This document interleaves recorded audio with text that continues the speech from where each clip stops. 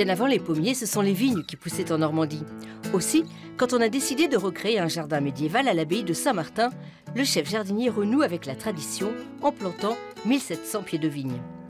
Novice en la matière, il constate que les cépages s'étiolent et ne produisent aucun fruit. Alors, il fait appel à un vigneron normand. Pas un instant, vous avez douté que cette vigne pouvait produire des fruits et un vin possible? Non, jamais. Elle était là depuis 10 ans. Elle avait déjà de l'existence. Donc, elle avait déjà trouvé sa place. Après, par contre, il fallait peut-être y apporter un peu plus d'attention pour qu'elle reprenne sa vigueur et puis sa beauté pour donner de beaux fruits. Le jardinier se félicite de cette collaboration. En 2 ans, la vigne s'est métamorphosée.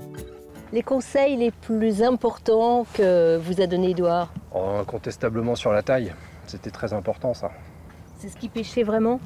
Oui, il y avait d'autres choses, par exemple sur les traitements aussi, mais la taille était vraiment très importante et heureusement qu'on a eu les conseils d'Édouard. La première vendange a eu lieu il y a une quinzaine de jours. Plus de 700 kilos de raisins ont été récoltés.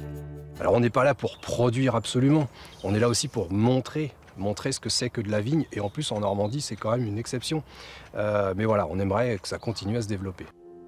Place maintenant à la vinification, un long processus qui va occuper Édouard pendant plusieurs mois. Quoi on peut s'attendre avec le vin des vignes de Saint-Martin? On peut s'attendre déjà donc à un vin blanc en premier, et puis qu'un vin qui va être plus sur la fraîcheur.